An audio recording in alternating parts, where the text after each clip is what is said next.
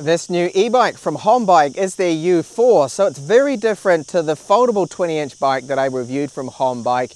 This one focused more on long distance city commutes, so it does have much larger wheels. They're 27.5 inches by 2 inches. This bike does have a 250 watt rear hub motor that can take us up to 25 kilometers per hour, which is the legal limit here in Europe. Now with the motor, it does have 3 pedal assist levels and even a gyroscope that can detect that we have a climb and give us the pedal assist and the power when we need it straight away. The bike does weigh 20 kilos and it has a very modern look to it, this frame. And within the frame, you'll find the battery, which is unfortunately non-user removable. It's 12 amp hours, which on HONBIKE does claim will give us around 100 kilometers total distance, which is a lot. Of course, I'll be putting that to the test. And it does have a Gates carbon belt drive to this. So there's no gears, there's no chain you have to worry about maintaining, oiling, or a derailleur that's getting out of alignment. And it should last for up to 10,000 kilometers, they claim, which is a lot, maintenance free. The pedals we have here with the HONBIKE are made out of an ABS style plastic. They do have reflectors in them.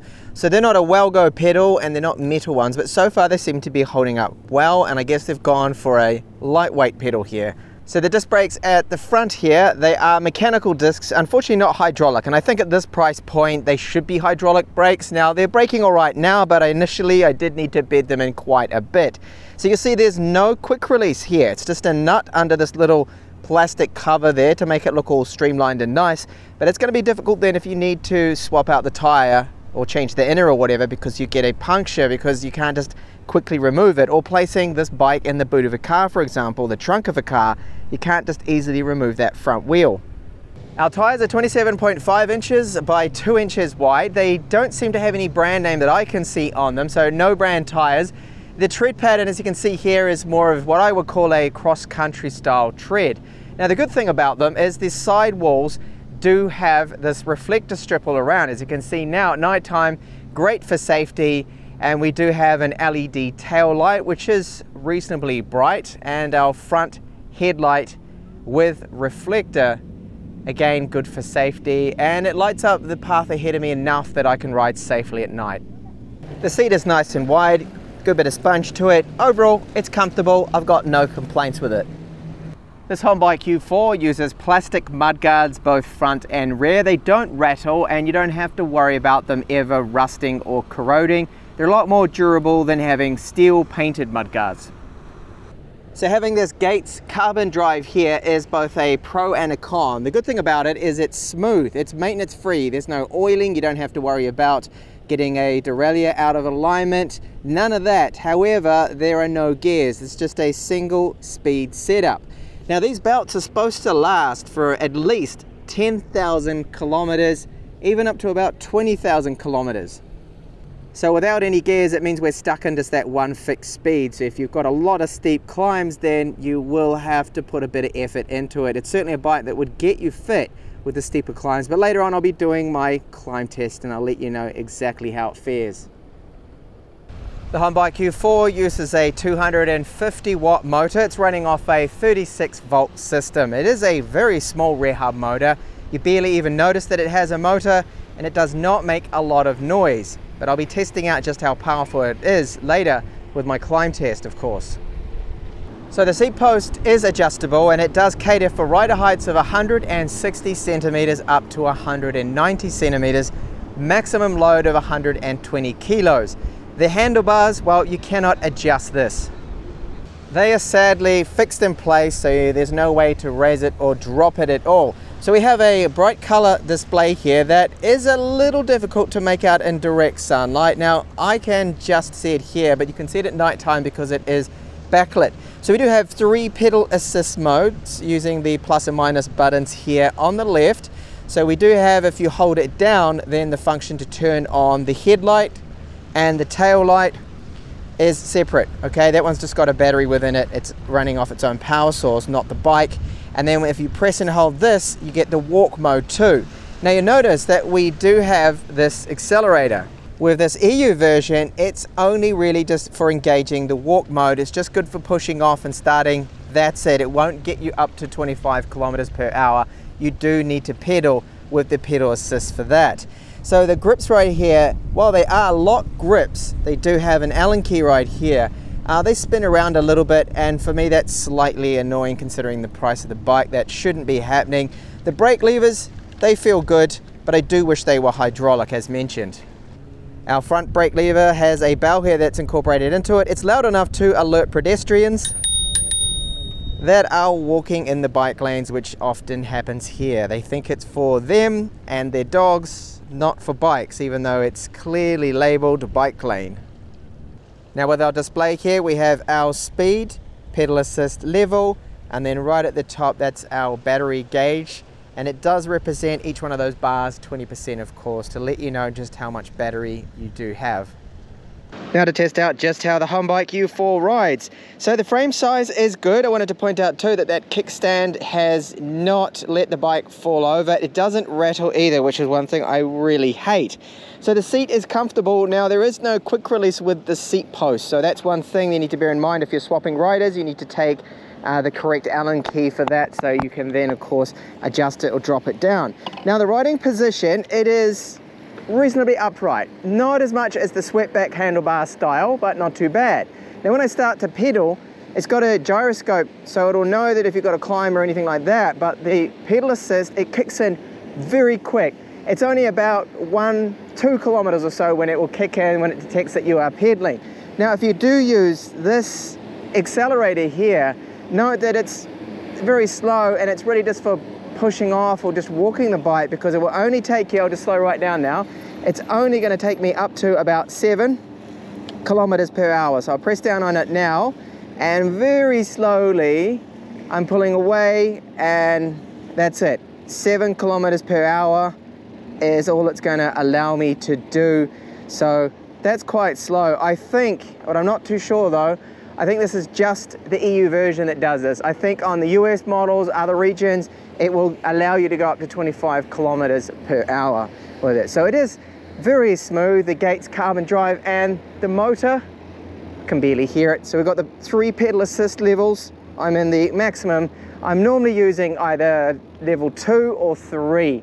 So when I'm pedaling ahead, well, I can hear that motor a little, but compared to some of the other bikes, especially the 48 volt ones, it's quiet, not that loud at all. So a smooth, comfortable ride, good riding position.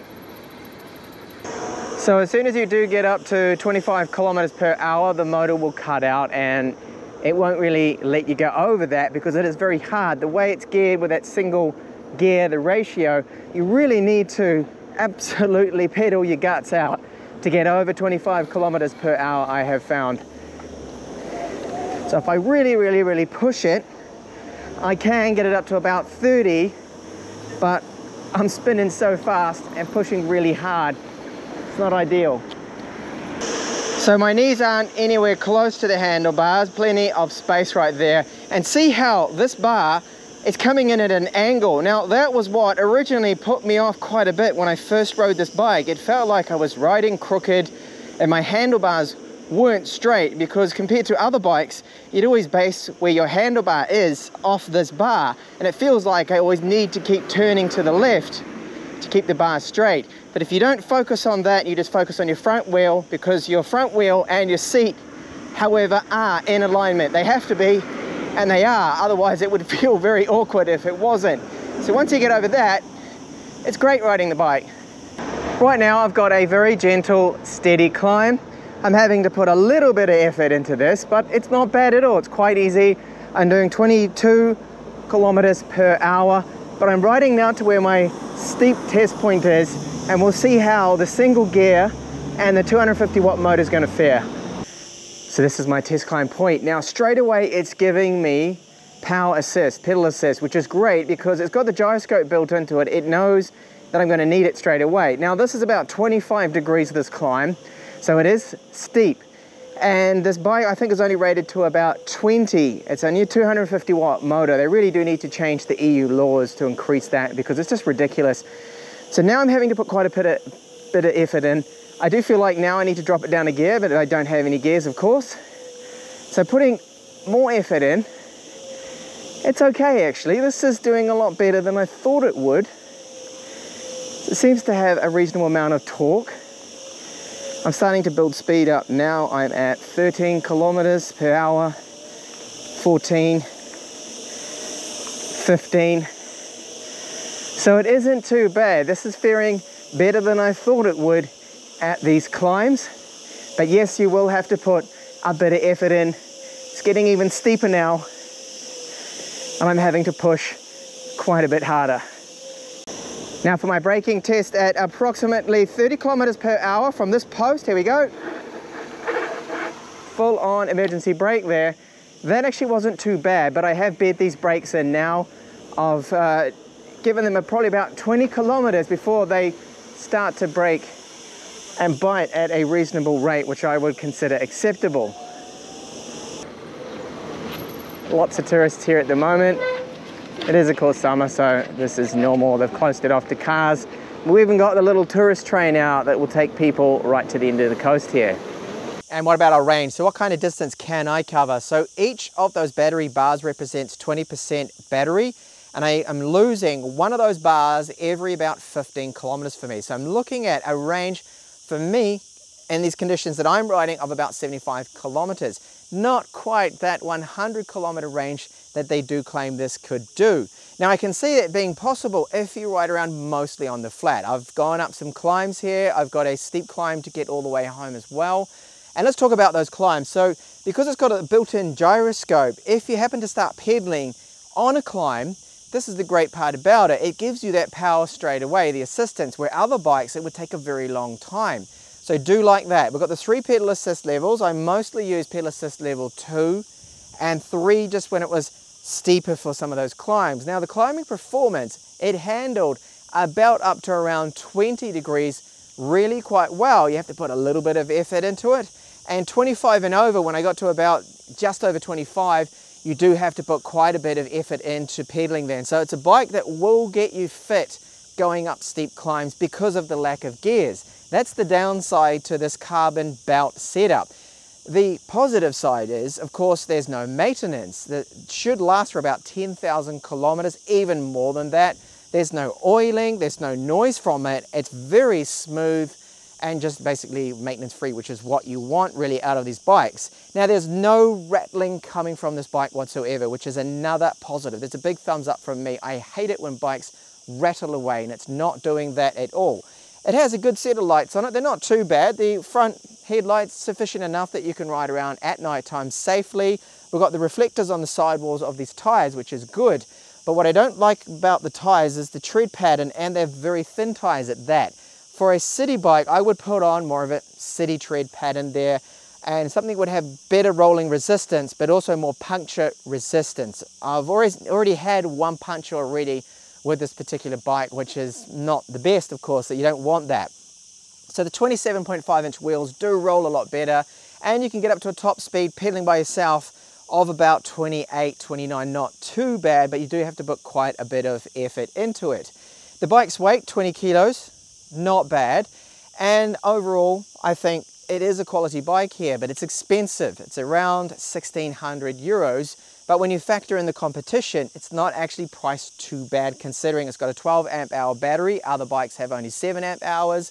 And it's a quality frame and a little bit more different, a more modern look to it, of course, which was a bit off-putting to me in the beginning, having the frame angled like that.